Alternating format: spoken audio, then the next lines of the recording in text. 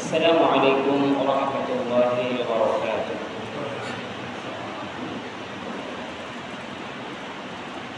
A'udzu billahi minasy syaithanir rajim. Bismillahirrahmanirrahim.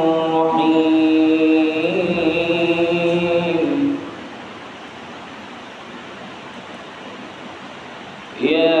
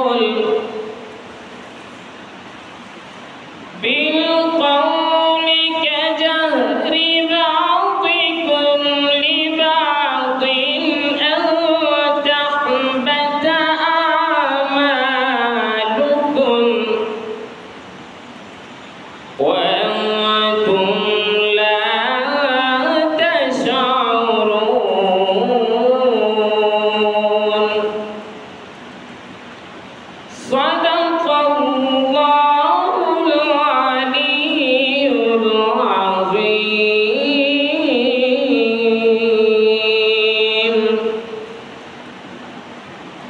الحمد لله نحمده ونستعينه ونستغفره ونستهديه ونؤمن به ونتوكل عليه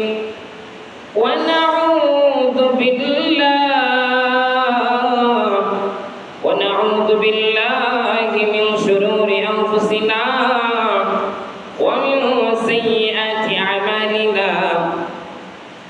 من يهده الله فلا مضل له ومن يضلله فلا هادي له ونشهد أن لا إله إلا الله وحده لا شريك له ونشهد أن سيدنا وحبيبنا وبشيرنا ونذيرنا محمدا عبد الله ورسوله الذي أرسل رسوله بالحق بشيرا ونذيرا وداعيا إلى الله بإذنه وسراجا منيرا. أما بعد فقد قال الله تعالى في كلامه المجيد وفي فرقانه الحميد في شان حبيبه ومحبوبه ومعشوقه مخبرا وآمرا إن الله وملائكته يصلون على النبي يا أيها الذين آمنوا صلوا عليه وسلموا تسليما. صلى الله على سيدنا محمد وعليه وأصحابه وسلم. صلى الله على سيدنا محمد وعليه وأصحابه وسلم. شمس الضحى محمد بدر الدجى محمد نور الهدى محمد صلوا على محمد. شمس الضحى محمد بدر الدجى محمد نور الهدى محمد صلوا على محمد. بلغ العلا بكماله كشف الدجى بجماله حسنت جميع خصاله صلوا عليه. عشق محبوب خدا जिस दिल में हासिल नहीं लाखों मिल तुम सब मगर ईमान में काबिल नहीं. बलगल उला बिकमालिही कशफत दुजा बिजमालिही हसनत जमीअ खसालिही सल्लु अलैहि वालिही सलातुन या रसूलल्लाह अलैकुम सलामुन या हबीबल्लाह अलैकुम सलातुन या रसूलल्लाह सलामुन या हबीबल्लाह अलैकुम अन्नगंजम दर कुलूबे मुमिना नेकी गंजम दर कुलूबे सफिना सलातुन या रसूलल्लाह अलैकुम सलामुन या हबीबल्लाह अलैकुम या रसूलल्लाह उन्जुर हालना या हबीबल्लाह इस्मा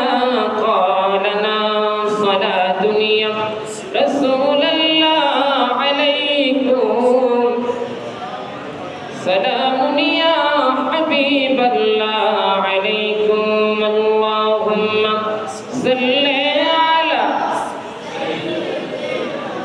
মাওলানা মুহাম্মদ ওয়া আলা আলি সাইয়্যিদিনা মুনাম্মার কাদেরে প্রাণামার কাদেরে যেতে নূরে মদিনা মুনাম্মার কাদেরে প্রাণামার কাদেরে যেতে সোনার রাজা ওই মদিনার ধুলি বালি ওই মদিনার ধুলি বালি পেতাম যদি মাখতাম গায় আল্লাহুম্মা সাইয়্যিদিনা মাওলানা মুহাম্মদ ওয়া আলা আলি সাইয়্যিদিনা মাওলানা তাহাজ্জুদের জায়নামাজে মরণ দিও প্রভু আমার তাহাজ্জুদের জায়নামাজে মরণ দিও প্রভু আমায় ইকামতে দ্বীনের কাজে কবুল করে নিও আমায় আল্লাহুম্মা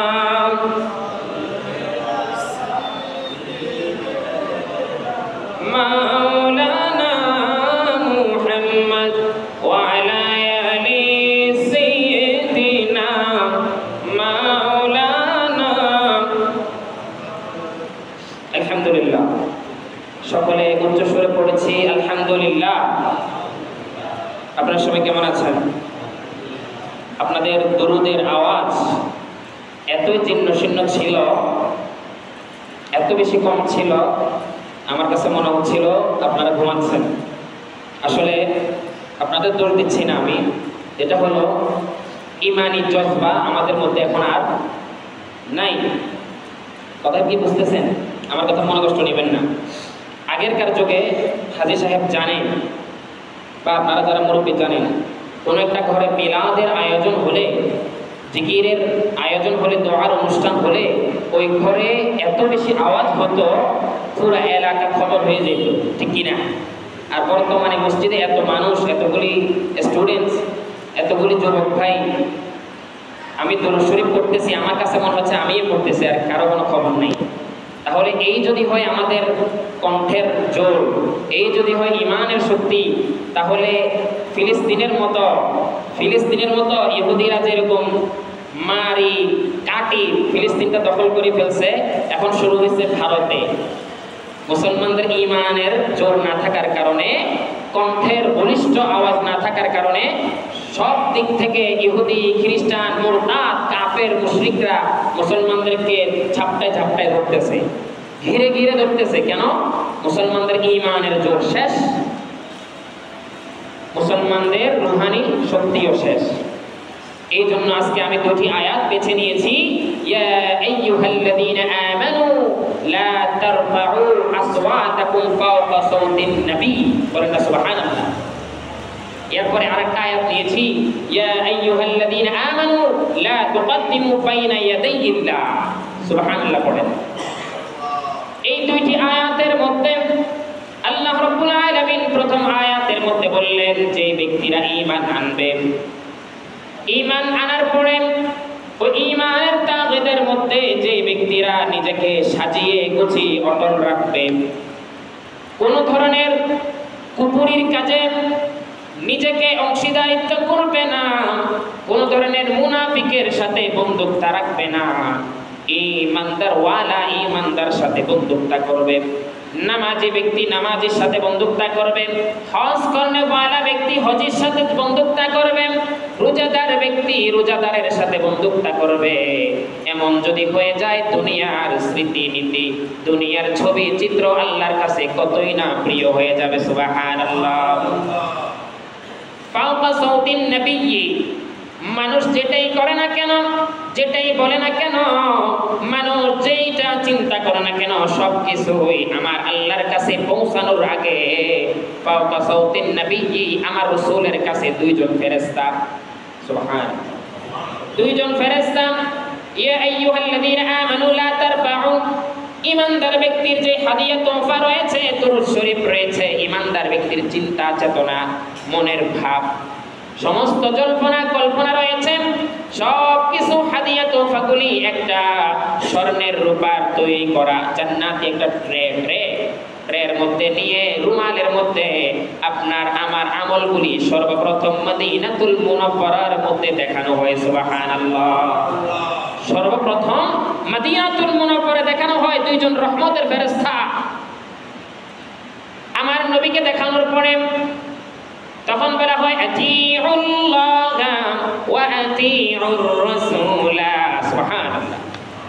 বলে, ওহে প্রিয় নবী মুহাম্মদুর রাসূলুল্লাহ সাল্লাল্লাহু আলাইহি ওয়াসাল্লাম, ঈমানদার ব্যক্তিরা, ঈমানদার মুমিন ব্যক্তিরা যারা ঈমান আনার পরে, ঈমানের মধ্যে অটল থাকার পরে আপনার নামে অনুসরণ করেছিল, আপনার নামে দরুদ পড়েছিল, আপনাকে দেখে দেখে তারা নামাজ পড়েছিল, আপনাকে অনুসরণ করে রোজা রেখেছিল, আপনার মতো করে হজ করেছিল, আপনার মতো করে মসজিদ সমাজ পরিচালনা করেছিল। ইয়া রাসূলুল্লাহ, ইয়া হাবিবাল্লাহ, ফাওকা সাউতিন নবী, আপনি এটাকে গ্রহণ করুন, এই হাদিয়াটা একটু গ্রহণ করুন, হাত দিয়ে একটু স্পর্শ করে দিন। সুবহানাল্লাহ পড়েন না, কোরআন থেকে বলতেছি, হাত দিয়ে স্পর্শ করে দিন, এইটাকে একটু গ্রহণ করে নিন। আপনি গ্রহণ করার পরে, আপনি সাপোর্ট দেওয়ার পরে, তারপরে আল্লাহ রাব্বুল আলামিনের দরবারে, ওয়া আতিউল্লাহ, আল্লাহর দরবারে তখন আমরা ফেরেশতারা নিয়ে যাব। সুবহানাল্লাহ।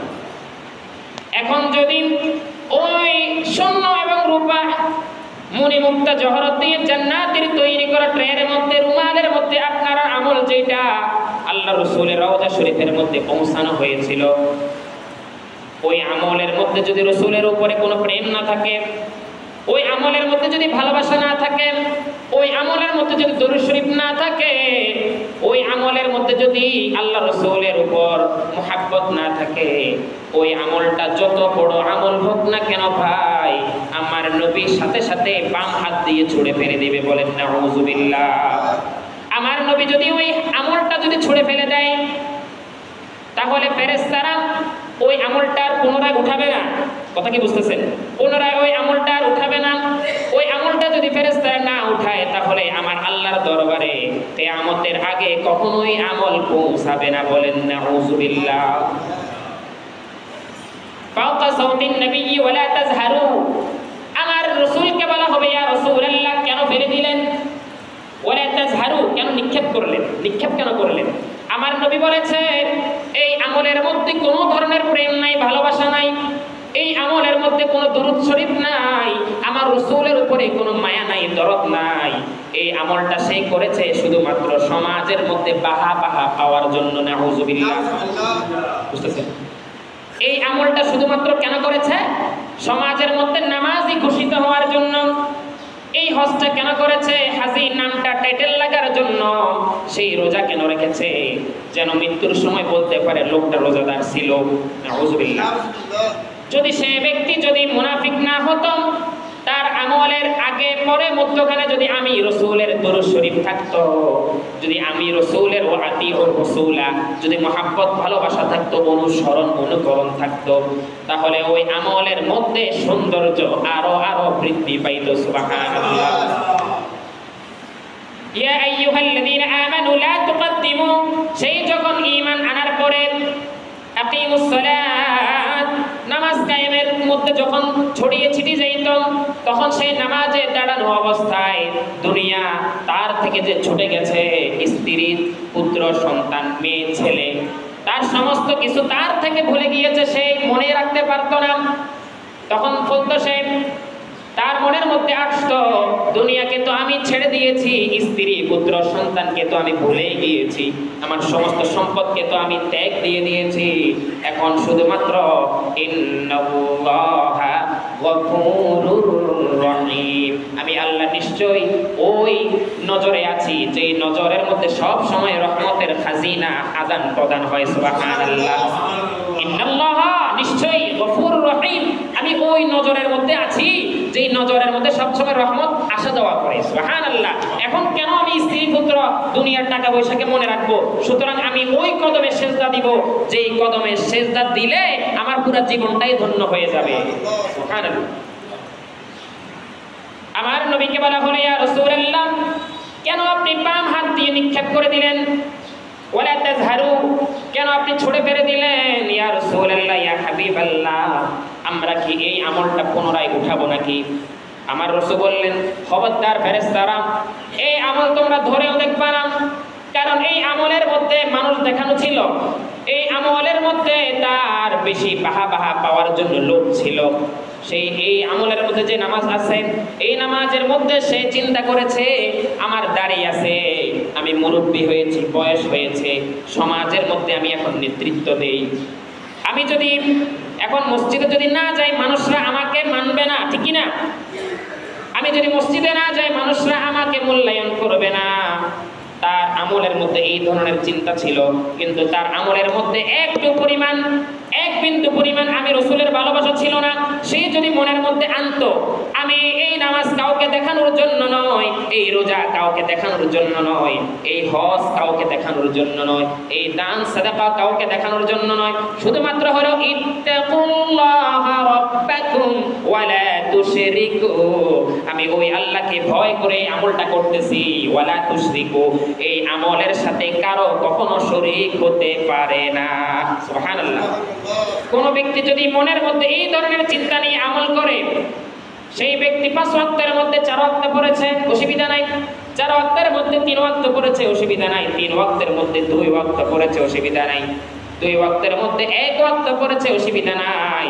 একটা সেজদাও যদি মুখলেস, হ্যাঁ, ইন্নাল্লাযীনা আমানু ওয়া আমিলুস সালিহাতি, মুখলেস, সে যদি একটা সেজদাও যদি মুখলেসের নিয়তে আমলে সলিহা একটা সেজদাও যদি সেই হক হালাল ভাবে আল্লাহকে ভয় করে দেয়, আমার আল্লাহ বলেছে মানুষকে দেখাইয়া সারা বছর যে ব্যক্তি আমল করেছে তার আমলের যতটুকু ভার হবে না, আমার বান্দা আমাকে ভালোবেসে আমাকে ভয় করে আমার রাসূলকে মহব্বত করে একটা সেজদা দিলেও সারা বছরের আমল থেকে, সারা জীবনের আমল থেকে ওই একটা সেজদা আমি আল্লাহর দরবারে বেশি ভারী হয়ে যাবে। সুবহানাল্লাহ। প্রিয় ভাইয়েরা আমার, এই জন্য আমি আপনাদেরকে বলবো, আমরা নামাজ পড়ি, আমরা রোজা রাখি, আমরা হজ করি, আমরা দান করি, সাদাকা করি, আমরা মানুষকে সালাম দিই, মানুষকে দাওয়াত করি, আমরা ইসলামিক অনুষ্ঠানগুলি সব সময় পালন করি, কিন্তু প্রিয় ভাইয়েরা আমার, আমাদের ওয়ালা তাজহারু, এটা যেন জাহির না হয়। জাহির বুঝছেন? মানে এটা যেন মানুষকে দেখানোর জন্য না হয়। আপনাদের মধ্য থেকে যারা দান করবেন অবশ্যই দান সাদাকা করবেন গোপনে গোপনে, কিন্তু যদি কোথাও যদি দেখতেছেন দান সাদাকা কেউ করতেছে না, তখন আপনি ওই মজলিসটাকে, ওই অনুষ্ঠানটাকে উৎসাহিত করার জন্য ওই মজলিসের কৃপণ ব্যক্তিদেরকে দানের প্রতি উৎসাহিত করার জন্য তখন আপনাকে আমার আল্লাহ অনুমতি দিয়েছে ওই সময় শুধুমাত্র দেখাইয়া দান করা যায়। সুবহানাল্লাহ। শুধুমাত্র কৃপণ সমাজকে পরিবর্তন করার জন্য, উৎসাহিত দেওয়ার জন্য, দানের প্রতি, সাদাকার প্রতি মানুষকে যোগানোর জন্য দেখাইয়া দান করা যায় আছে শুধুমাত্র ওই জায়গায়, কিন্তু অন্যান্য জায়গায় গোপনে দান করা সওয়াব, এবং ডান হাতে দান করলে বাম হাতও যাতে টের না পায় এটাই উত্তম। বলেন না সুবহানাল্লাহ। এরপরে বললেন وَمِنَ اللَّيْلِ فَتَهَجَّدْ بِهِ نَافِلَةً لَكَ عَسَىٰ أَن يَبْعَثَكَ رَبُّكَ مَقَامًا مَحْمُودًا। চিৎকার করে বলেন সুবহানাল্লাহ। তিনি বলেছেন যে ব্যক্তি আমার মুখলেস বান্দা হতে চায়, وَمِنَ اللَّيْلِ فَتَهَجَّدْ بِهِ, সেই যেন রাতের মধ্যম স্তর, সুবহানাল্লাহ পড়ে, রাতের শেষ ভাগও নয়, শুরুর ভাগও নয়, মধ্যম স্তর, 2:30টার পরে 3টার আগে এমন সময়, সুবহানাল্লাহ বলেন, রাতের মধ্যম স্তরকে ভাগ করতে বলছে। ওয়ামিনাল লাইলি ফাতাহাজ্জাদ বিহি, রাতের মধ্যম স্তর সময়ে ওই ব্যক্তি যেন তার ঘুমকে ত্যাগ দিয়ে দেয়, ঘুমকে বিসর্জন করে দেয়, সেই যেন পাক পবিত্র হয়ে ফাতাহাজ্জাদ বিহি নাফিলাতাল লাক, সেই যেন আমি আল্লাহর কদমের মধ্যে পড়ে যায়, সেই যেন চোখের পানি ফিলফিল করে ছেড়ে দিয়ে তার মনের যতগুলি আশা রয়েছে, তার যতগুলি সমস্যা রয়েছে, একা একা একা একা সেই যেন নাফিলাতাল লাক, সেই যেন আমার দরবারে চোখের পানি ছেড়ে দিয়ে হাউমাউ করে কান্না করে। আমি আল্লাহ কথা দিলাম নাফিলাতাল লাক আসা আইয়াবআসাকা রব্বুকা মাকামান মাহমুদা, আমি আল্লাহ কথা দিলাম, ওয়াদা করলাম, ওই ব্যক্তির যে কোনো প্রয়োজন আমি আল্লাহর সাথে সাথে মিটাইয়া দিব। সুবহানাল্লাহ।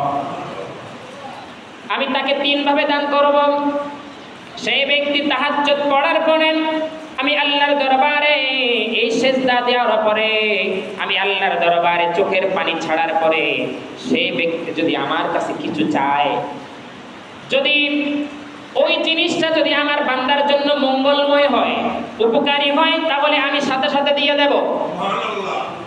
যদি আমার বান্দার উপকার হয়, আর যদি আমার বান্দার জন্য বিপজ্জনক হয়, তাহলে আমি সেইটা কিছুদিন পরে দেব। কিছুদিন পরে আমার বান্দাকে ধৈর্য ধারণ করার জন্য আমি আল্লাহ বলেছি ইন্নাহু ওয়া মা'আস সাবিরিন। সুবহানাল্লাহ। কারণ যে ব্যক্তিরা বিপদে আপদে সুখে দুঃখে সর্ব অবস্থায় ধৈর্য ধারণ করবে, হাউমাউ করবে না, মানুষের সাথে ঝগড়াঝাটি করবে না, হাই হুতাশ করবে না, আমি আল্লাহ কথা দিলাম যে কোনো পরিস্থিতিতে আমি আল্লাহ তাদেরকে ভুলে যাব না, তাদেরকে আমি আল্লাহ এক হাতের মুষ্টির মধ্যে রাখবো। সুবহানাল্লাহ।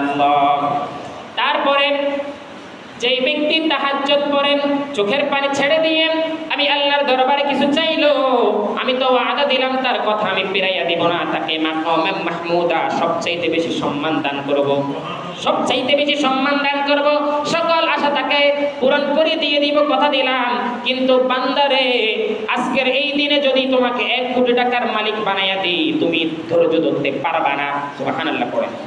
1 কোটি টাকা ভর করার মতো তোমার এখনো ক্ষমতা হয় নাই, সেই জন্য তুমি আগে জ্ঞান অর্জন করো, যোগ্যতা অর্জন করো, নিজেকে আর একটু ভারভঙ্গিমান করো, কিছুদিন পরেই তোমাকে আমি মালিক বানাইয়া দেব।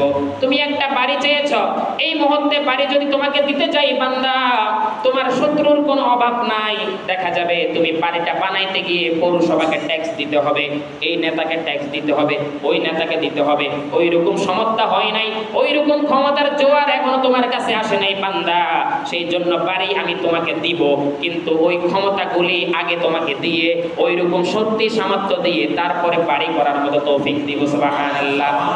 আমার কথা কি বুঝতেছেন? আমার ভালো আপনার ভালো আমি যতটুকু বুঝি না, আমার আল্লাহ তার থেকে বেশি বুঝে।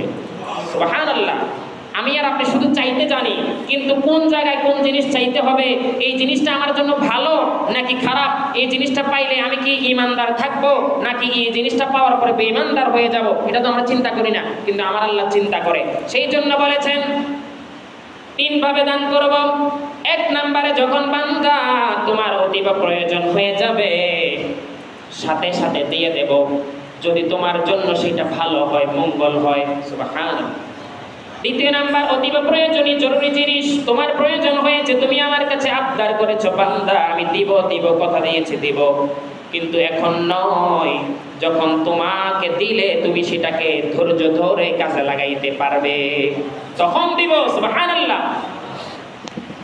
তারপরে বান্দারে আমার এমন একটি জিনিস চেয়েছো, যে জিনিসটা তোমাকে সাথে সাথে আমি আল্লাহ দেই নাই, দিলে পরে তুমি মুনাফিক হয়ে যাইতা, বেঈমান হয়ে যাইতা, কিছুদিন পরেও দিই নাই, দিলে তুমি বিপদের মধ্যে পড়ে যাইতা।